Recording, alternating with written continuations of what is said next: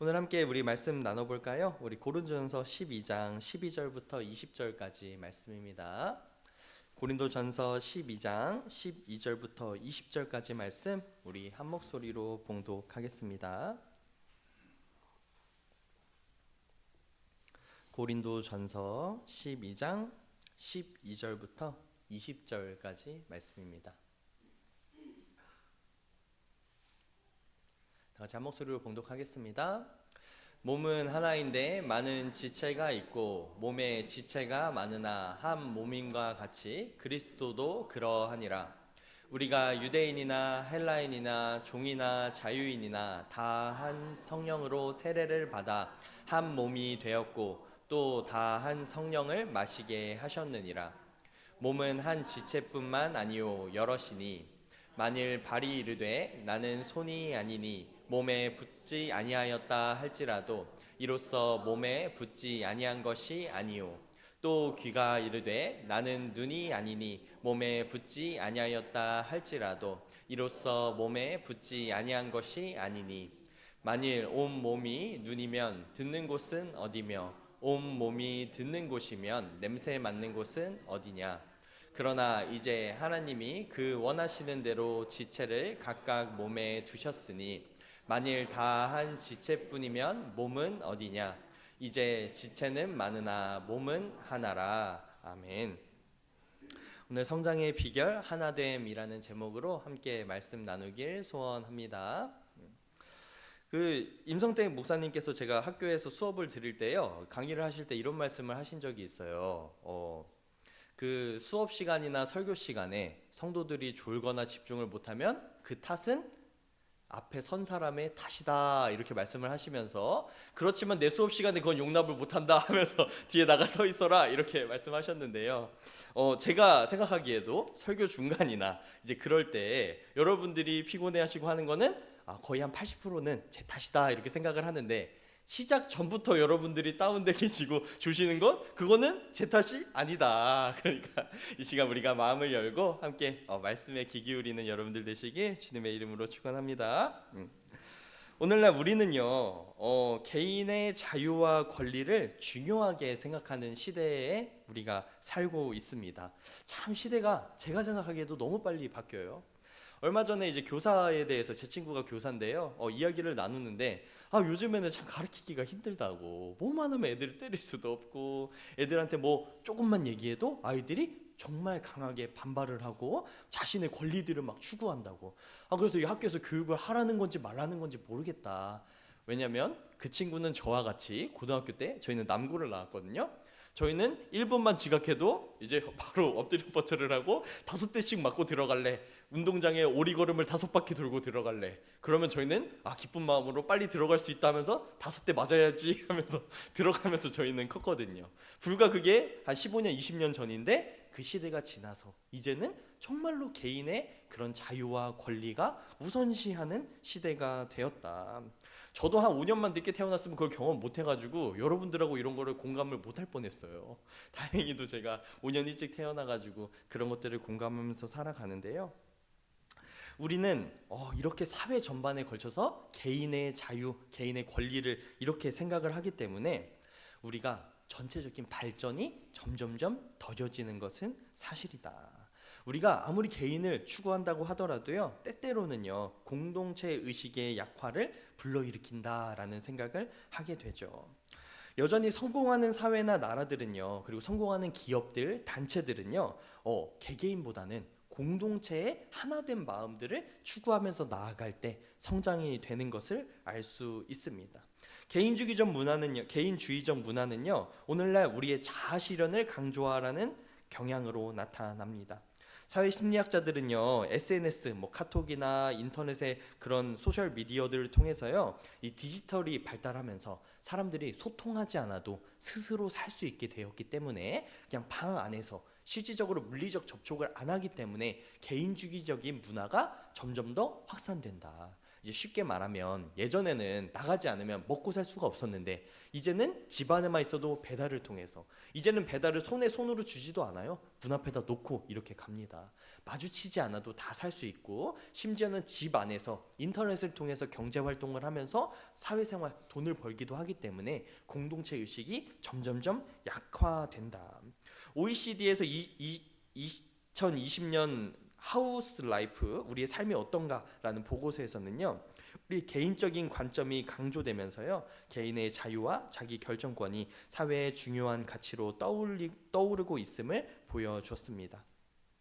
이러한 개인주의적 가치는요, 소비 문화, 직장 문화, 심지어는 가정 안에까지 깊게 침투하고, 특히 서구에서는요, 이런 것들이 빠르게 확산이 되고 있습니다.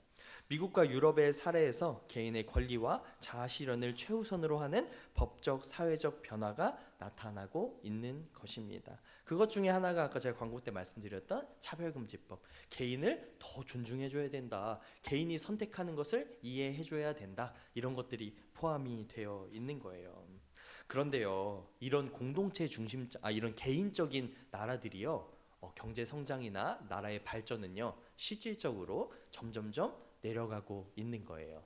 왜냐하면 이런 개인주의적 관점은요, 이게 뭐 잘못됐다 이런 것이 아니라, 개인주의적인 관점, 인권을 생각하는 건요, 우리가 좀 천천히 발전하더라도 개인을 좀 더 소중히 생각하자라는 가치관에서 시작을 한 거예요.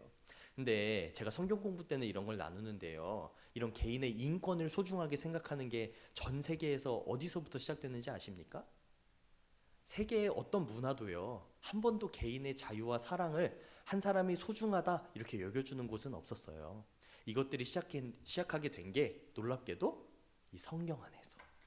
다른 종교와 문화에서는요, 한 사람을 귀중하게 생각하지 않고 하나의 도구로 생각을 했는데, 이렇게 한 사람을 소중하게 생각하는 개인의 권리를 우선시해줬던 게 성경에서 시작했는데, 웃기죠?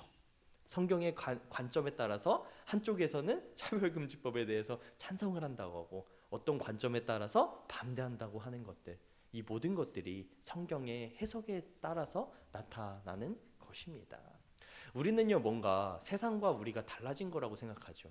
근데 우리가 잊지 말아야 할 것은요, 이 세상을 주관하시는 분, 이 세상의 모든 것을 만드신 분이 하나님이신데요, 우리는 각각 자기의 옳은 대로 우리의 소견에 따라서 하나님의 뜻을 찾지 않고 서로 대적하면서 싸우고 있는 것뿐입니다.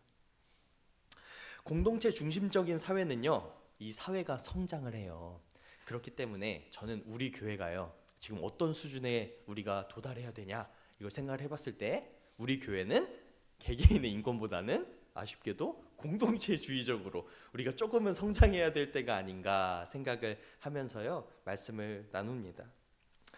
한국의 경제 발전하던, 우리나라가 경제 발전하던 시기는요, 1960년대에서 뭐 한 2000년 정도까지 우리가 놀랍도록 성장을 했죠. 60년부터 80년대의 경제 성장은요, 국가적인 목표 아래서요, 개개인의 어떤 그런 것보다는 우리 국가 전체로 똘똘똘 뭉치면서 성장했던 것을 우리가 알 수 있습니다. 이것들을 지금 벤치마킹하는 여러 동남아시아의 국가들이 있어요. 우리가 나라 주도적으로, 국가 주도적으로 성장을 해야 된다. 싱가포르에는요, 개인의 역할을 인정하면서도요, 국가적인 목표에 따라서 집단적인 성과를 이루어낸 나라로 지금 하나의 모델로 또 되고 있습니다. 싱가포르의 리콴유라는 전 총리는요, 개인의 자율성과 함께 공동체의 연합을 강조하며 개인과 공동체가 함께 성장하는 모델을 제시했다고 합니다. 이 자료들을 통해서요, 우리 현대 사회에서 개인주의를 강조하지만 우리가 공동체도 강조하면서 서로 이렇게 융합해서 나아갈 수 있다는 것을 세상을 통해서도 우리가 알 수 있는 것이죠. 근데 놀랍게도 이것들이 싱가포르나 세상에서 이제 추구하고자 하는 이것들이 말씀 속에 담겨 있다는 것 아십니까? 제가 말씀을 읽으면서 깜짝 놀랐어요. 하나님께서는 이걸 알고 계셨구나. 이렇게 해야 된다는 걸 생각하고 계셨구나. 오늘 우리가 읽은 고린도 전서 12장 12절에서 20절은요, 이렇게 시작을 합니다.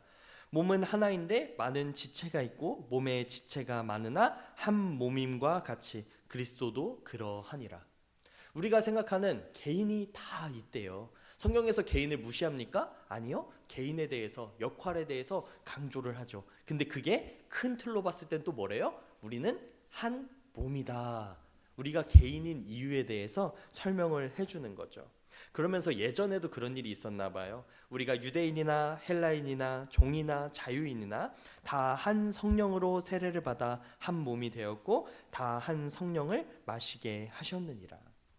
예전에도 유대인들은 유대인끼리 모였고요. 이방인 헬라인들은 헬라인끼리 모였고, 그리고 종들은 종끼리 살았고 주인은 주인끼리 살았대요.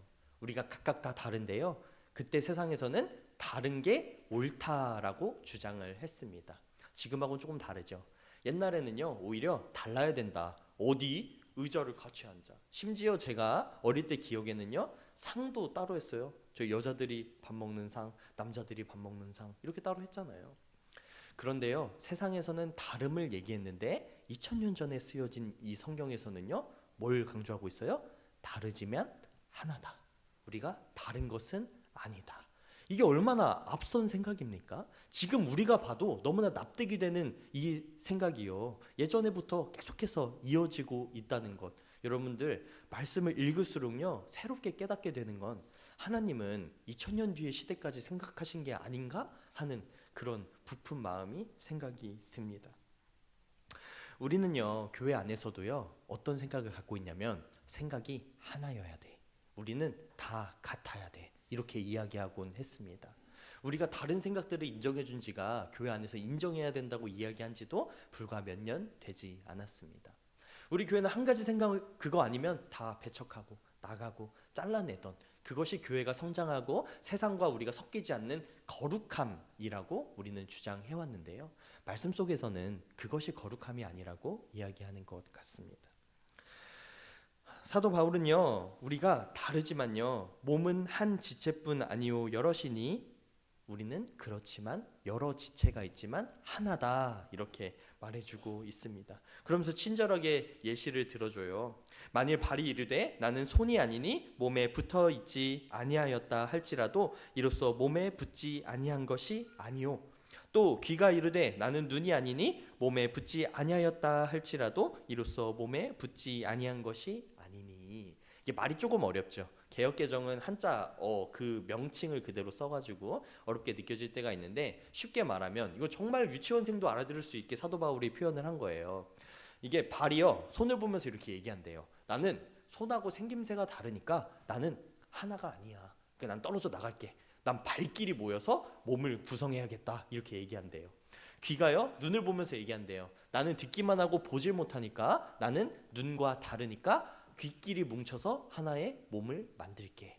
그렇다고 해서 우리가 그렇게 되는 것입니까? 라고 사도 바울이 정말 이솝우화에 나오는 것처럼 그렇게 설명을 해주는 거죠. 한번 상상해 보세요. 발끼리 모여 있는 몸은 어떤 형태일 것 같아요?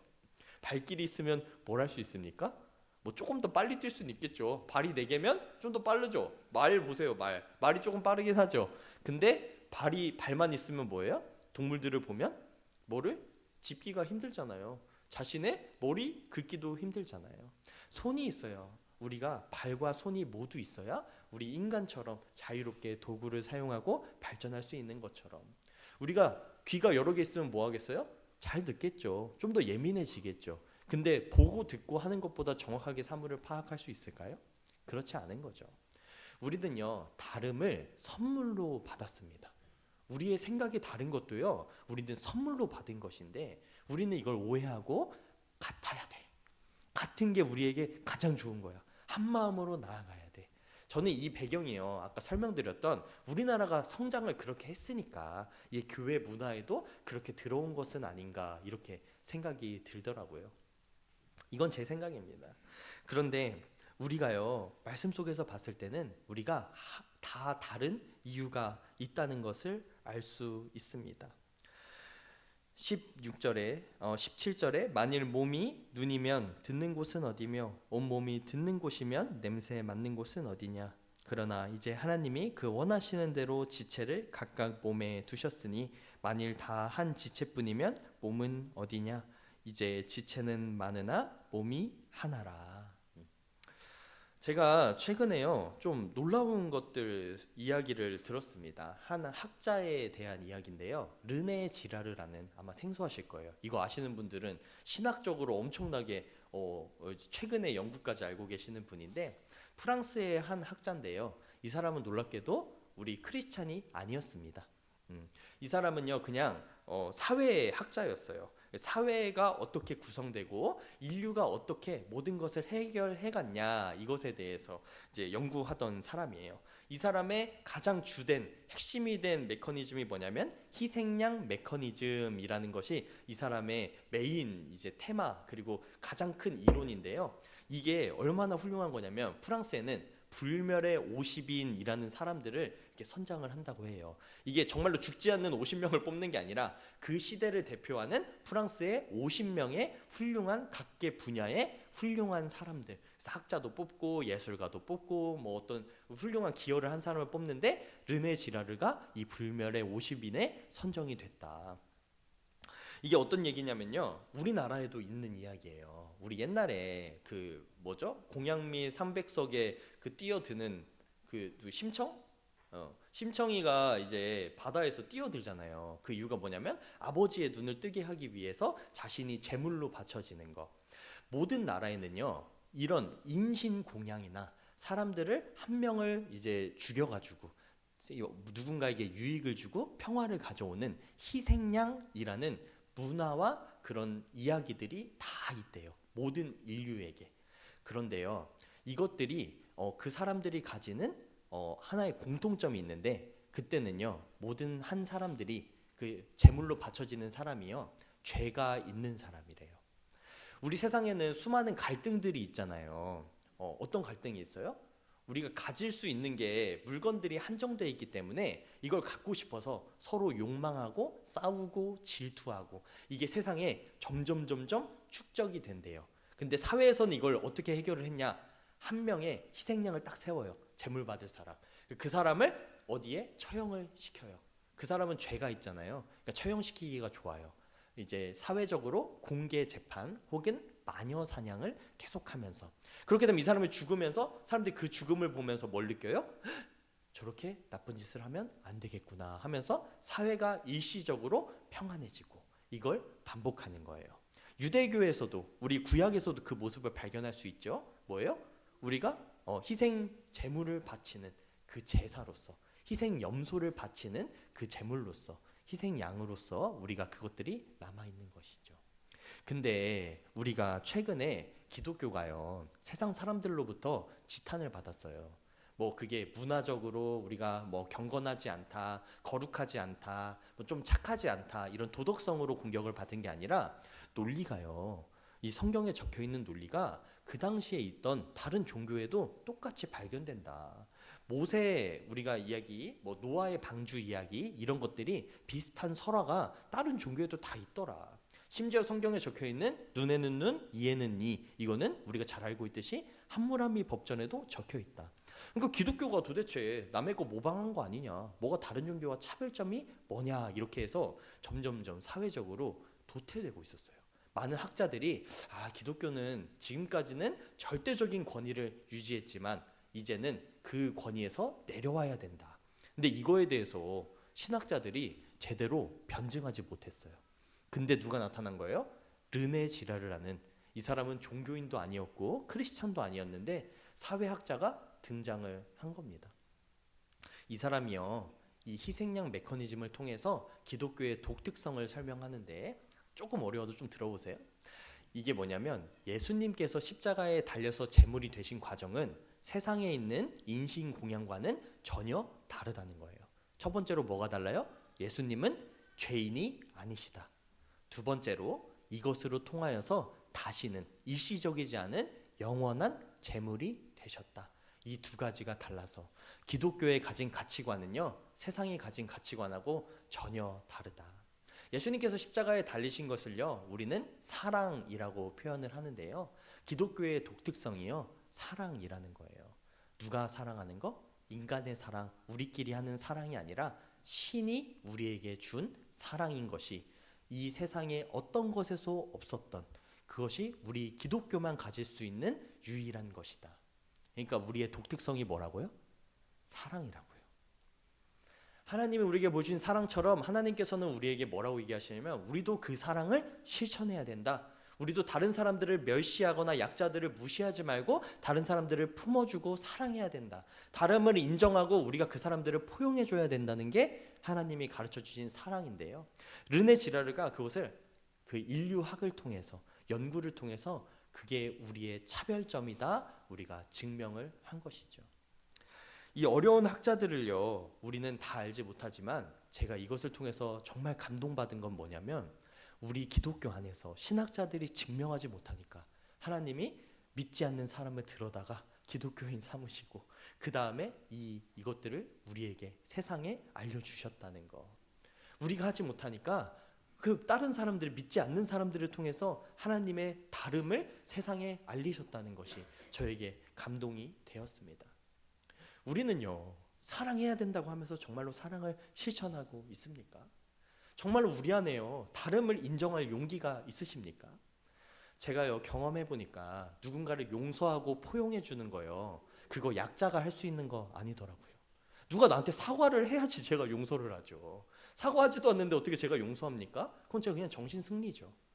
제가 힘을 가지고 제가 정말 우월한 지위에 있어야 그 사람을 용납해주고 포용해 줄 수 있는 거더라고요. 근데 우리 교회가요 점점점 완악해지고 있는 것 같아요. 점점점 다른 사람들을 포용해 주지 못하는 것 같아요. 왜냐하면 우리가 마음의 여유를 잃었기 때문에. 근데 우리가 잊지 말아야 할 것이 있습니다. 우리에게 이 마음의 여유가 어디서부터 옵니까? 우리가 정말 세상의 것을 많이 가지고 세상에서 높은 지위를 가졌기 때문에 우리에게 마음의 여유가 있는 것입니까? 아니라는 거예요.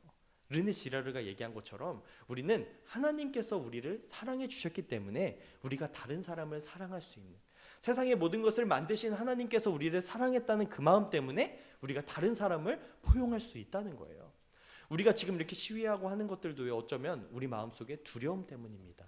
이러다가 기독교가 잠식되는 건 아닌지, 세상에서 우리가 설 자리가 없어지는 것은 아닌지.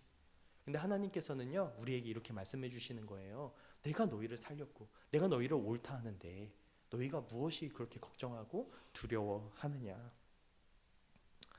이 세상에 이어져 있는 우리의 다름을 인정하고자 하는 그 마음도요 우리가 하나님의 사랑을 먼저 누림으로 우리에게 이어집니다. 우리는 다 몸의 지체입니다. 우리는 각자 다 다름을 가지고 있죠.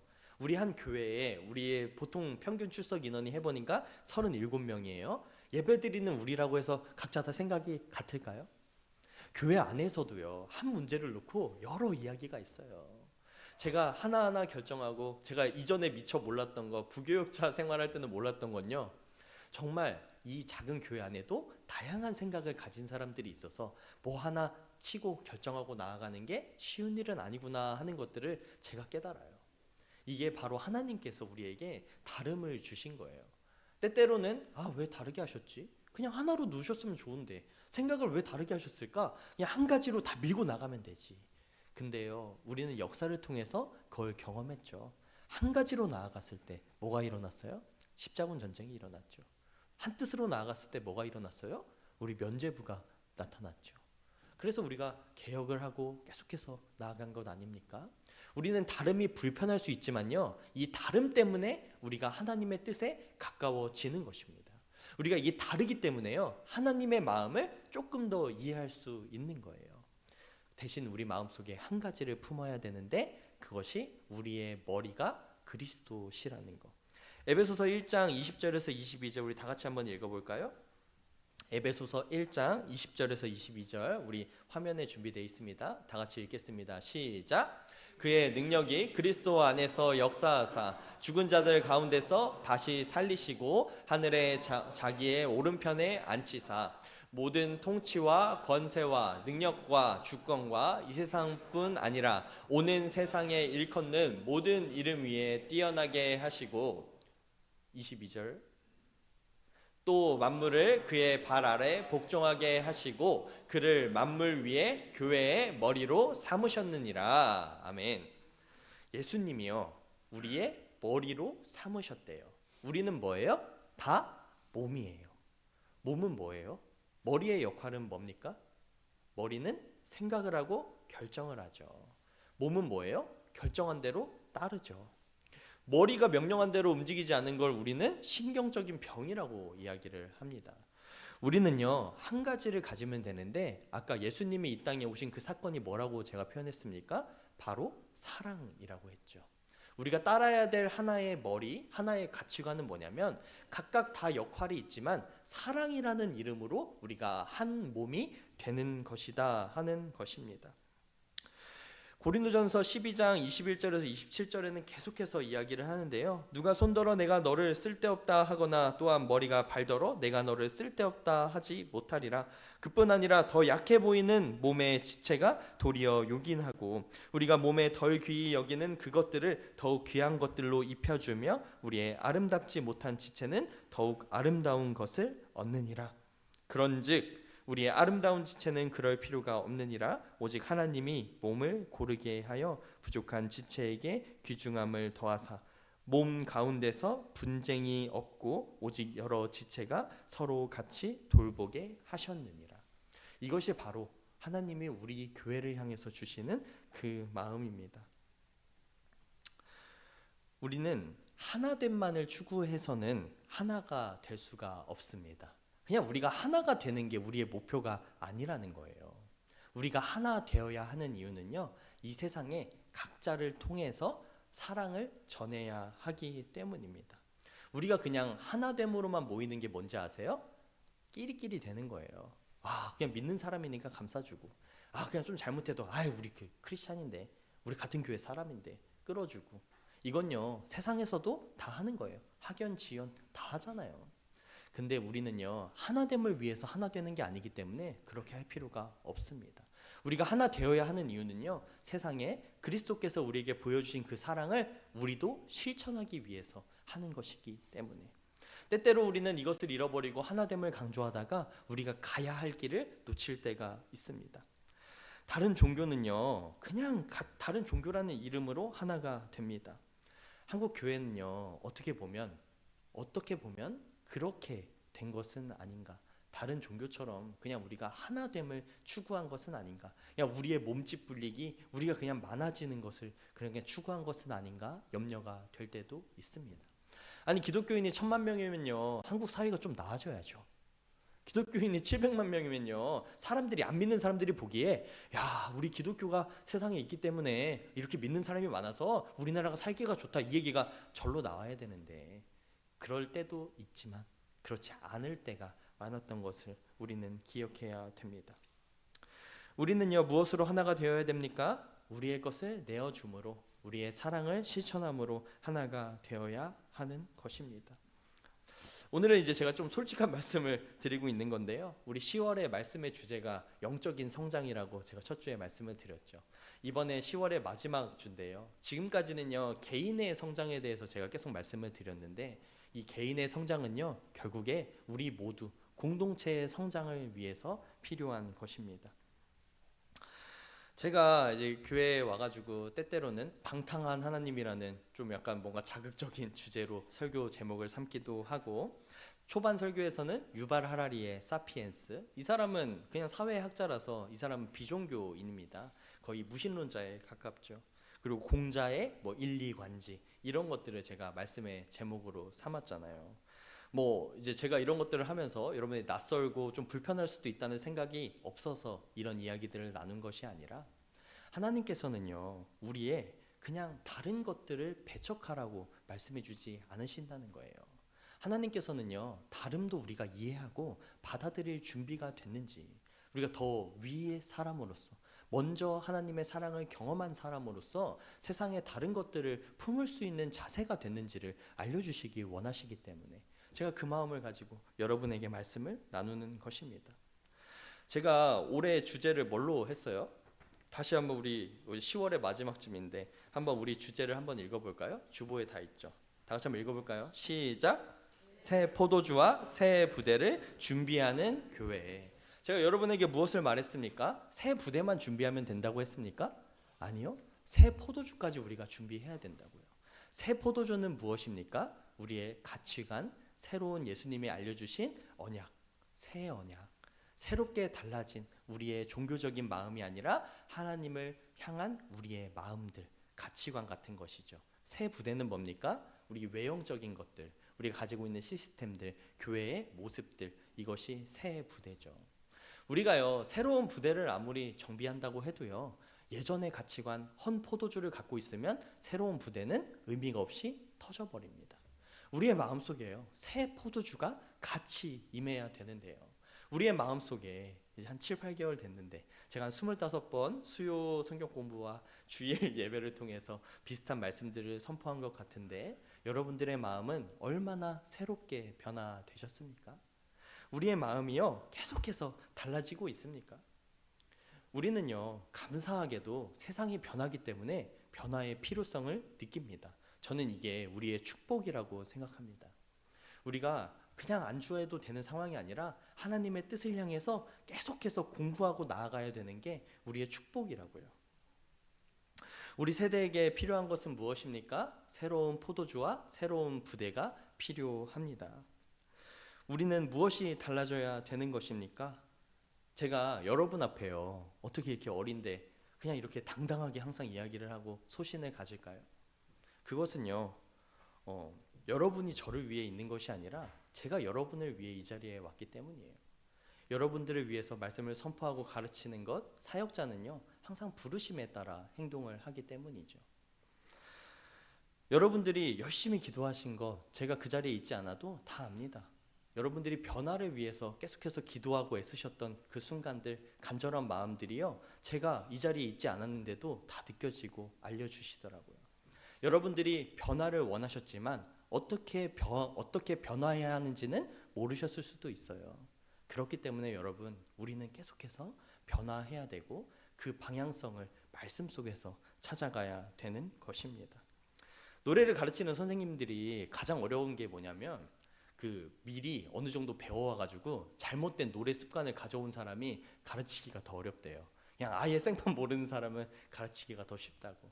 우리의 신앙도요, 사실 그렇습니다. 해오던 것을 바꾸는 게 더 어려워요. 우리가 가지고 있는 헌 포도주를 비우는 일은요, 내가 죽고 다시 살아나는 것과 같은 그 정도의 어려운 일이죠. 하지만 우리가 달라지지 않으면요, 우리는 하나됨 주님의 사랑을 실천할 수가 없습니다. 왜냐하면 세상은 계속해서 변하기 때문에, 세상에서는 달라지고 있기 때문에 우리는 달라짐에 맞춰서 그 사람들을 사랑하기 때문에, 우리가 더 사랑하기 때문에 우리가 변해야 하는 것입니다.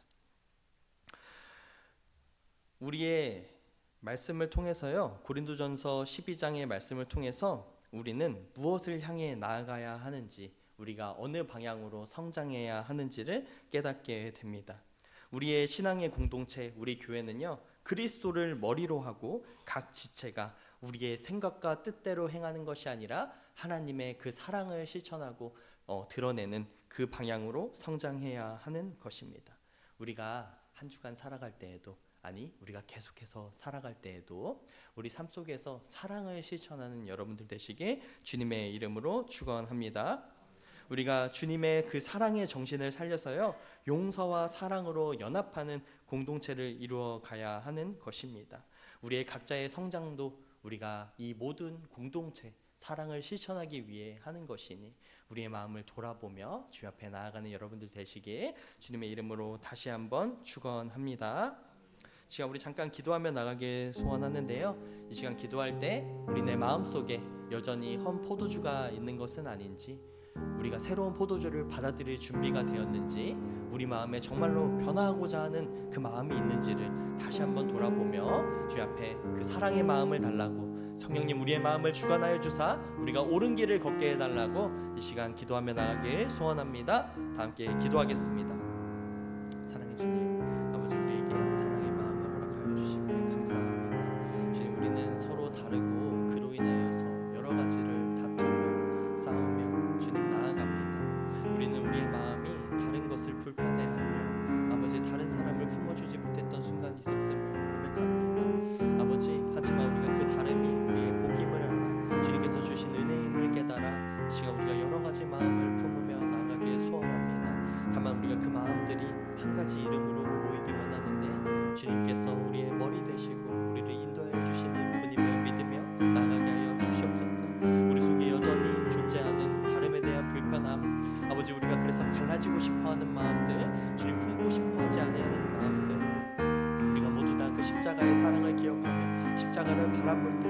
하나 되게 하여 주시고 온전히 아버지의 마음으로 하나 되게 하여 주시옵소서.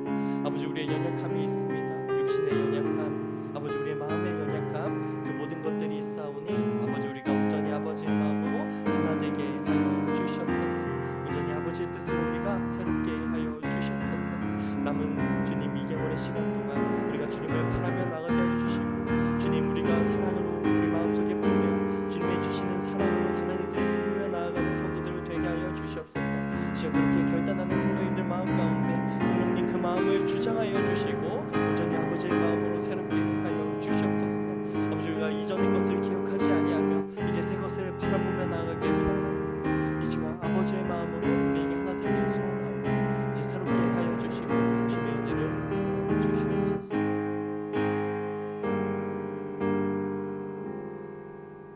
사랑의 하나님, 우리의 변화하는 현실 속에서 주님, 우리가 새로운 방식으로 나아갈 수 있게 하심을 감사합니다. 우리는 연약하여서, 그리고 우리는 주님 부족하여서 주님의 뜻을 알지 못하고 우리의 뜻을 행할 때가 있습니다. 주님, 우리를 용서하여 주시고 우리가 온전히 주님의 마음을 받아 사랑으로 나아가는, 온전히 주님의 뜻인 주님께서 보여주신 그 사랑을 우리가 누림으로 다른 사람에게 그 사랑을 실천하며 나아가는 성도들 되게 하여 주시옵소서. 시간 그 마음에 이런 소원을 가진 우리 성도님들 한 사람 한 사람 마음 가운데 성령님 주장하여 주시고 함께하여 주시옵소서. 예수 그리스도의 이름으로 간절히 기도합니다. 아멘. 모두 일어나서 찬송가 210장 시온성과 같은 교회 함께 찬양하겠습니다.